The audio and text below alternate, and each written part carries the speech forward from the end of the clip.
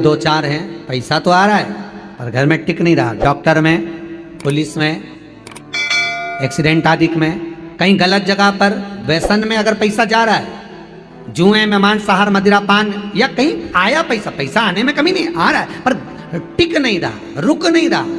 कोई मांगने आ गया, दे दिया, फिर वहां से अपने पास नहीं आ रहा, अपन कह रहे हैं भैया हमारा पैसा लौटा दो, नहीं आ रहा। तो महाराज शिव महापुराण की कथा कहती है, एकादशी के दिन गंगा के जल में मात्र 7 बेलपत्री डालकर जो नंदीश्वर भगवान अर्थात जो शंकर जी के शिवलिंग के सामने नंदी होता है, उस नंदी के चरण पर गंगा का जल चढ़ाकर बेलपत्री शिव पर समर्पित कर देता है, उसके घर में रुपया रुकना चालू हो जाता है, फिर वो गलत जगह पर नहीं जाता, गलत स्थान पर वो धन जाएगा ही नहीं। 2 चीजों को याद रखिए, गौदान और एकादशी। श्रीमद वल्लभाचार्य जी ने मायावत का खंडन करा था जगन्नाथपुरी में, और श्रीमद वल्लभाचार्य जी ने कहा था एकादशी मरने के बाद मत दो, एकादशी जीते जी दो। कहा था कि नहीं कहा था? जीते जी दान करिए। इसलिए जगदीश में, जगन्नाथपुरी में एकादशी उल्टी लटकी हुई है। करें आपने दर्शन, जगदीश में एकादशी को उल्टा लटकाया, क्यों? क्योंकि वल्लभ ने कहा कि एकादशी जीते जी दो। कई पंडितों कहते हैं तुम्हारे दादाजी मर गए, जब 12वें का दिन होता है ना तो पंडित जी संकल्प छुड़ाते हैं, दो एकादशी। बड़े बेटे ने 5 दे दी, छोटी बहू ने 3 दे दी, उसने 2 दे दी, उसने 2 दे दी, तो क्या तुम्हारे दादाजी भिखारी थे जो तुम्हारी एकादशियां लेकर जाएंगे? और तुम कौन होते हो दादाजी को एकादशी देने वाले? तुमने कौन सा इतने पुण्य कर लिए जो तुमने एकादशी दे दी? एकादशी के दान की महत्वता श्रीमद वल्लभाचार्य जी ने कहा कि कोई व्यक्ति अगर खटिया पर सड़ रहा है, पलंग पर तड़प रहा है, हॉस्पिटल में पड़ा हुआ है, तो निवेदन है कि उसको देखने जाओ तो अपनी करी हुई एकादशी में से 2 एकादशी का दान उसको तुरंत दे दो। क्यों? तो जिससे उसको मोक्ष मिल जाए, मरने के बाद नहीं।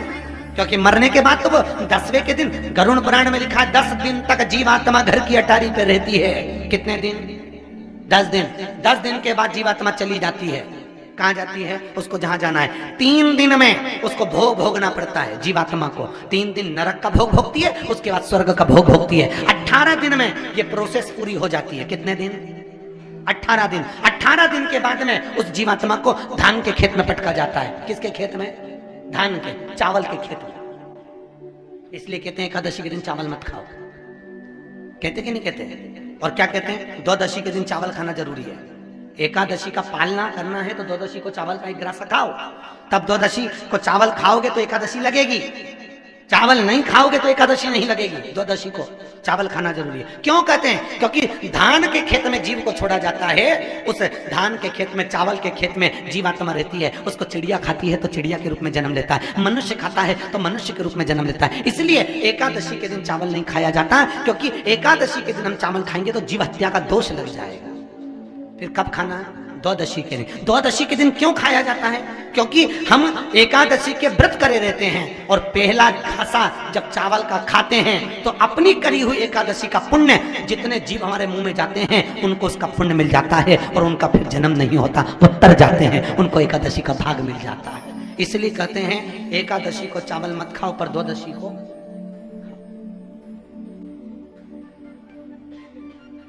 खाइए।